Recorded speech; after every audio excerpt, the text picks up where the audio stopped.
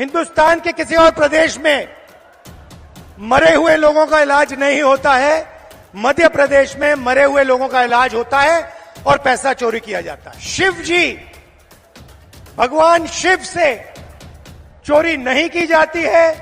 मध्य प्रदेश में महाकाल कॉरिडोर में शिव जी से चोरी की जाती है। आदिवासी जिला है, बीजेपी के नेता आदिवासियों के ऊपर पेशाब करते हैं। मध्य प्रदेश में हमारी सरकार आएगी, पहला काम हमारी सरकार का सेंसस कर देगी।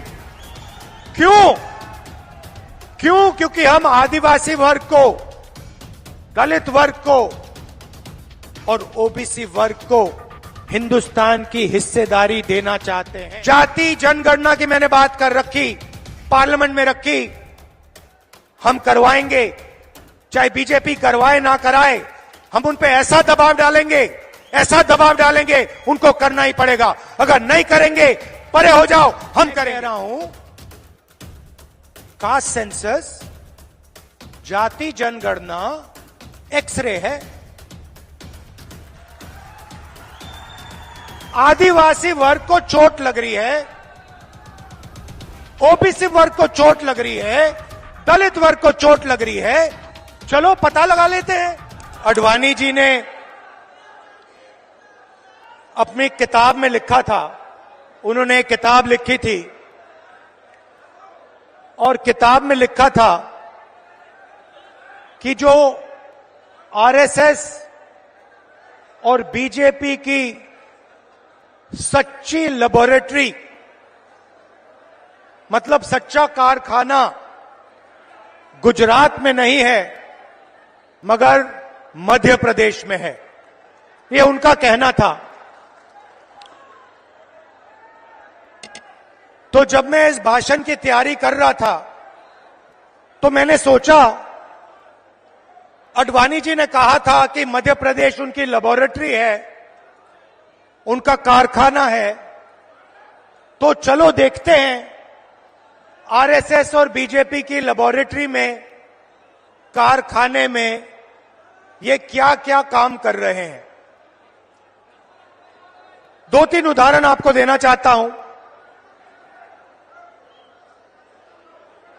बीजेपी की लेबोरेटरी में मरे हुए लोगों का इलाज किया जाता है और उनका पैसा चोरी किया जाता है। हिंदुस्तान के किसी और प्रदेश में मरे हुए लोगों का इलाज नहीं होता है, मध्य प्रदेश में मरे हुए लोगों का इलाज होता है और पैसा चोरी किया जाता है।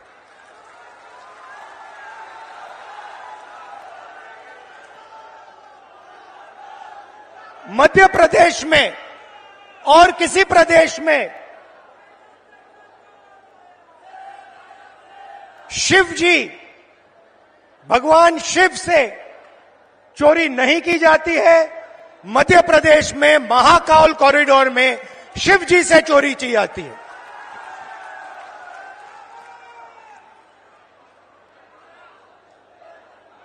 बच्चों के जो स्कूल यूनिफॉर्म होती है,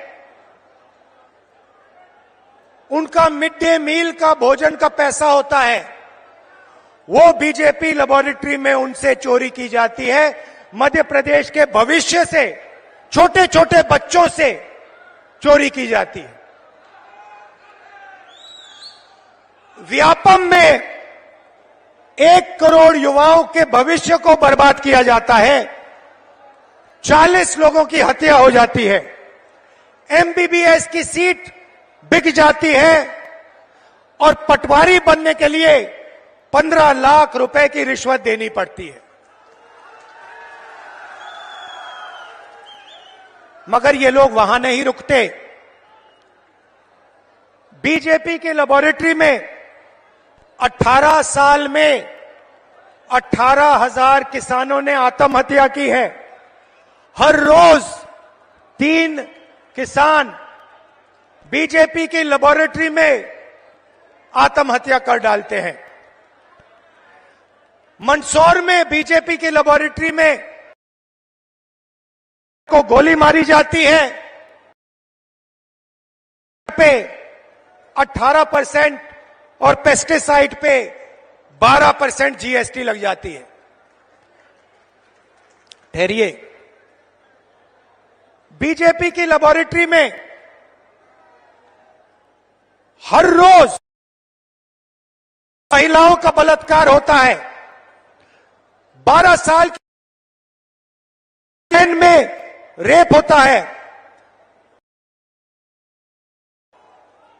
भोपाल में एक लड़की का बलात्कार होता है और जब उसका भाई उसे बचाने की कोशिश करता है तो पुलिस के सामने उसकी हत्या कर दी जाती है।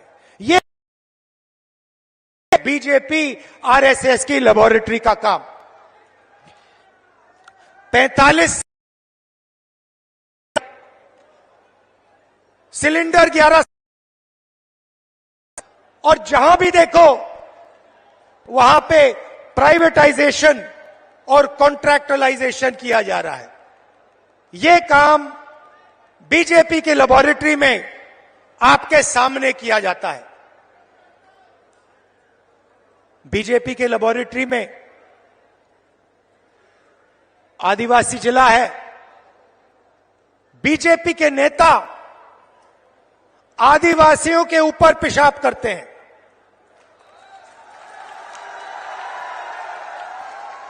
यह मतलब था आडवाणी जी का जब उन्होंने कहा मध्य प्रदेश में आरएसएस और बीजेपी की लेबोरेटरी बनेगी, को करके दिखाया है। आदिवासियों के बीच आया हूं तो आपके बारे में थोड़ा कहना चाहता हूं। देखिए, शब्द बहुत जरूरी होते हैं। जब कमलनाथ जी भाषण देते हैं, हमारे नेता भाषण देते हैं, भाषण देते थे, मैं भाषण देता हूं,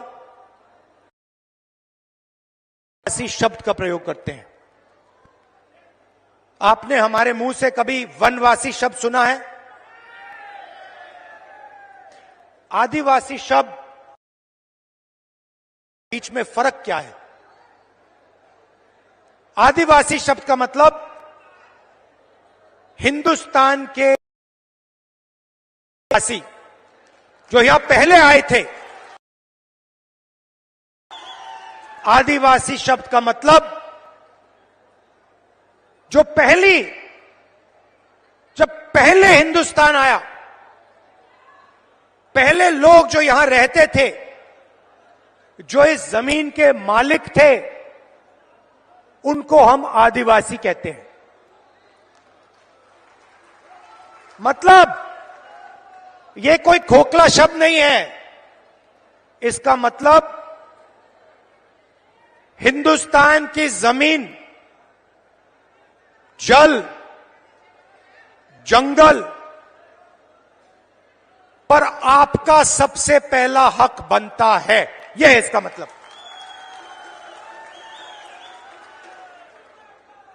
दूसरी तरफ वनवासी मतलब आपका जमीन पे हक नहीं बनता, आप तो जंगल में रहते हो। इसीलिए बीजेपी के लोग, बीजेपी के नेता आदिवासियों पर पेशाब करते हैं।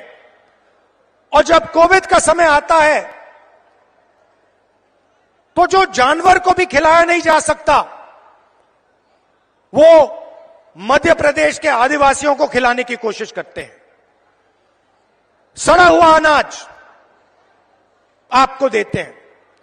इनका कहना है कि आपको जंगल में रहना है। इनका कहना है कि आपके बच्चों को ना इंजीनियर बनना है, ना लॉयर बनना है, कि आपको बैंक लोन नहीं मिलना चाहिए, आपको आवास योजना में सही पैसा नहीं मिलना चाहिए, क्योंकि आप जंगल के हो, आपको जंगल में रहना चाहिए और आपको जंगल में मरना चाहिए। यह है आदिवासी और वनवासी शब्दों का फर्क।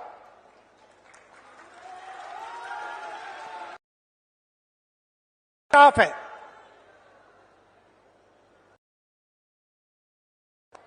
जमीन का हक मिलना चाहिए, जंगल का हक मिलना चाहिए। और हम कानून लाए, क्योंकि हम खोखले वायदे नहीं करते। हम पैसा कानून लाए, हम फॉरेस्ट राइट एक्ट कानून लाए। अब इन पैसा कानून में साफ लिखा था, जमीन लेनी है, चाहे वो हिंदुस्तान का सबसे बड़ा उद्योगपति हो, अदानी हो, कोई भी हो, अगर जमीन लेनी है तो पहले जाकर हाथ जोड़कर ग्राम सभा से जाकर पूछिए, नहीं तो जमीन नहीं ले सकते। ये कानून बनाया हमने।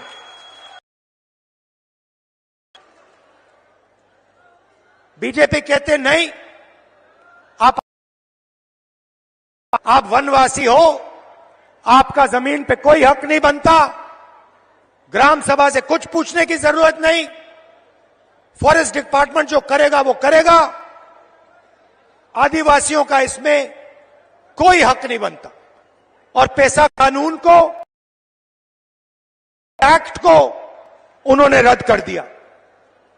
4.5 लाख पट्टे, जमीन के पट्टे जो आपके हैं, जो आपको मिलने चाहिए, उन पट्टों को बीजेपी की सरकार ने रिजेक्ट कर दिया, रद्द कर दिया।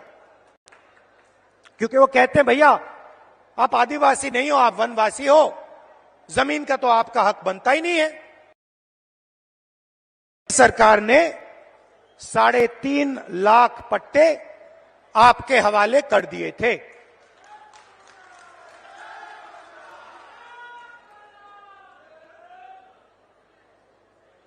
बीजेपी सरकार ने धमकी देकर, डराकर आपसे जमीन छीनी। जोबट में, मंडला में, डिंडोरी में आपने धरना की, आप खड़े हो गए, आपने कहा हम आपको जमीन नहीं देना चाहते, मगर हिंसा के साथ सरकार के बल को प्रयोग करके आपको हटाया गया और जो आपका है आपसे छीना गया। जल, जमीन और जंगल, मैं आपको यहां गारंटी देके कह रहा हूं, जो आपका है वो आपको हम वापस दे देंगे। जो आपकी जमीन का हक है हम आपको दे देंगे। अब मैं आपसे अब एक मजेदार बात बोलना चाहता हूं। इसको आप, इस बात को आप गहराई से सुनिए, क्योंकि ये आपके भविष्य के लिए बहुत जरूरी बात है। देखिए, हिंदुस्तान की सरकार को 90 अफसर चलाते हैं, कैबिनेट सेक्रेटरी चलाते हैं और secretary to the government of India चलाते हैं।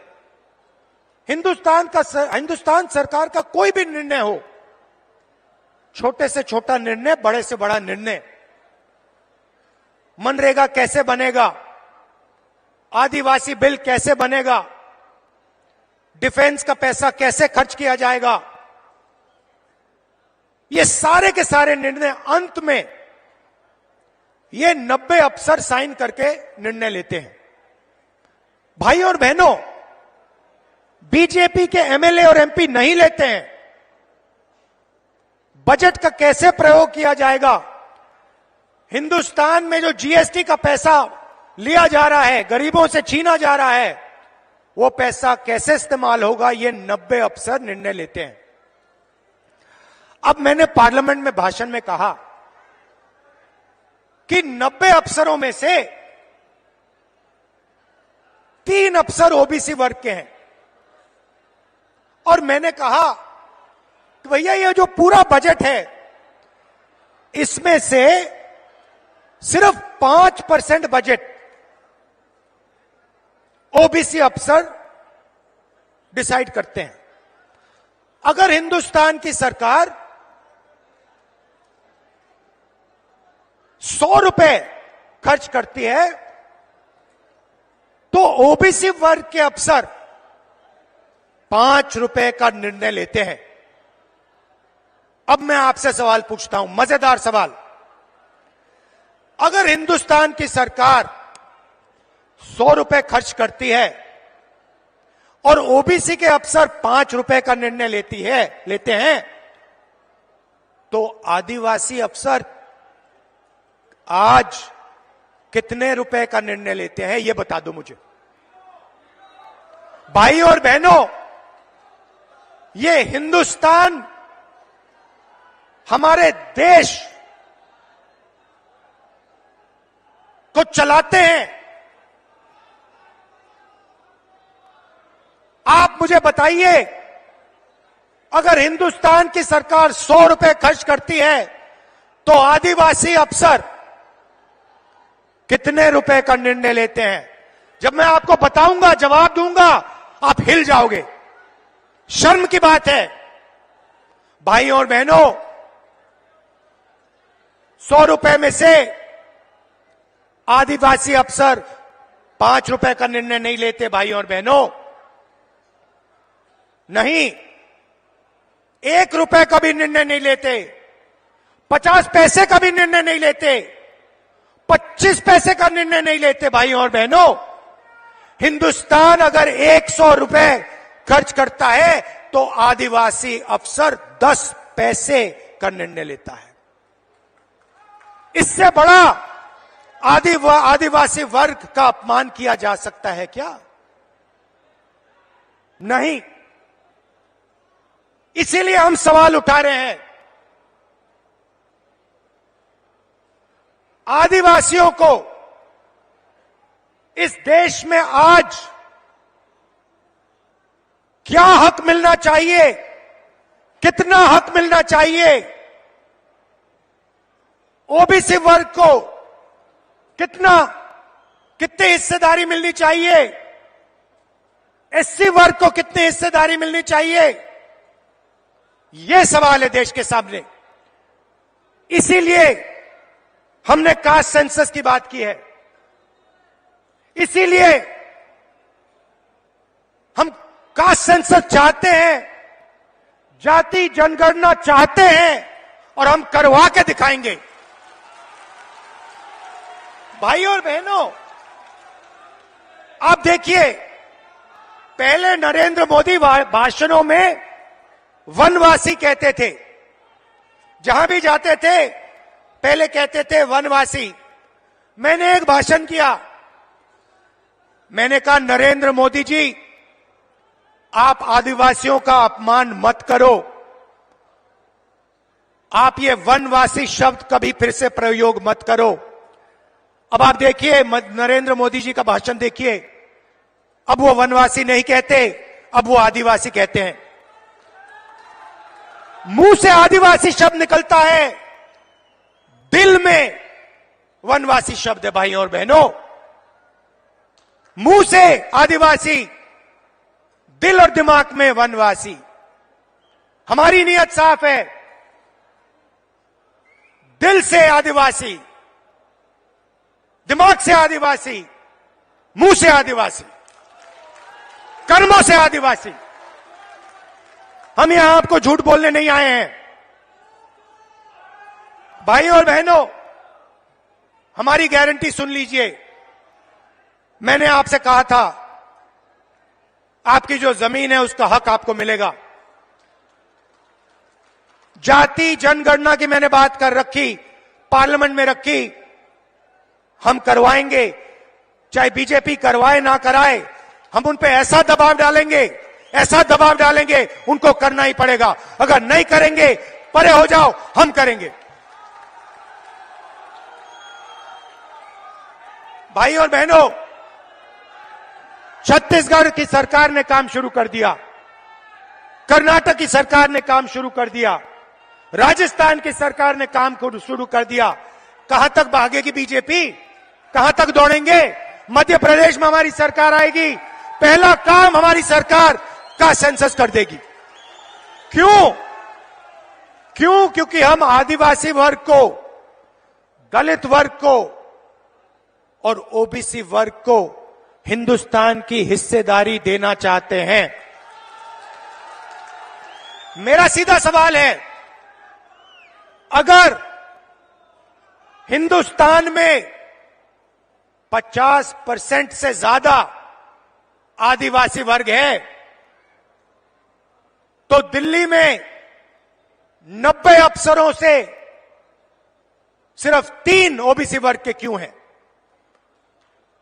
अगर आदिवासी वर्ग 10-15% है, तो 100 रुपए में से सिर्फ 10 पैसे का निर्णय आदिवासी वर्ग क्यों ले रहा है? यह शर्म की बात है। इसको हम बदलने जा रहे हैं और पहला कदम का सेंसस जाति जनगणना है। पहला कदम। मैंने कमलनाथ जी से कहा, कुछ दिन पहले मैंने कमलनाथ जी से कहा, कमलनाथ जी आपकी एज क्या है?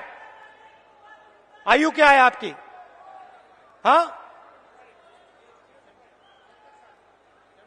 72 साल की एज है। आप देखिए, कांग्रेस के नेता हैं, कभी जीप पे चढ़ जाएंगे, कभी भारत जोड़ो यात्रा पे निकल जाएंगे। कुछ दिन पहले भीड़ के बीच में घुस गए, थोड़ी सी चोट लग गई, घुटने में चोट लग गई। मैंने पहला सवाल इनसे पूछा, कमलनाथ जी आपने एक्सरे करवाया, एमआरआई आपने करवाया?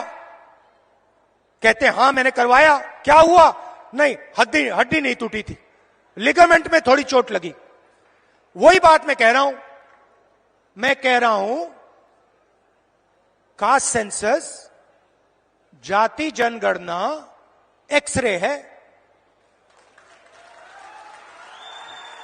आदिवासी वर्ग को चोट लग रही है, ओबीसी वर्ग को चोट लग रही है, दलित वर्ग को चोट लग रही है। चलो पता लगा लेते हैं, एक्सरे कर लेते हैं, दूध का दूध पानी का पानी हो जाएगा, साफ हो जाएगा पूरा। अब मैं नरेंद्र मोदी को चैलेंज दिया, मोदी जी आप प्रधानमंत्री हो, देश का एक्सरे करा दो।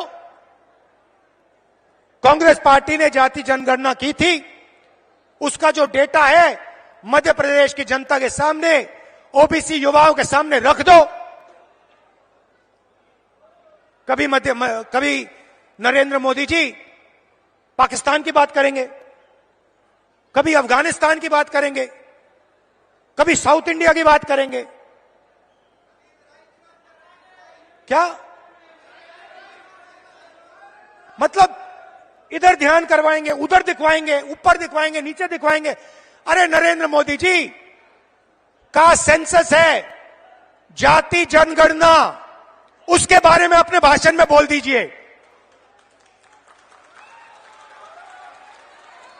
अब मध्य प्रदेश का हर ओबीसी युवा, भाई और बहनों, मैं आपकी बात कर रहा हूं, आपके भविष्य की बात कर रहा हूं। आप बेरोजगार क्यों हो? समझो, बेरोजगार हो क्योंकि आपके लोग हिंदुस्तान की सरकार को नहीं चला रहे, बजट के निर्णय नहीं ले रहे। कल भाई और बहनों, ओबीसी भाई और बहनों, युवाओं, प्रेस कॉन्फ्रेंस हो रही थी, मजेदार। मुझसे सवाल पूछ रहे हैं मोदी जी के बारे में, इजराइल के बारे में, अलग अलग सवाल।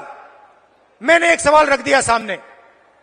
मैंने प्रेस वालों से पूछा, भैया एक बात बता दो, आप यहां पे 200-300 लोग,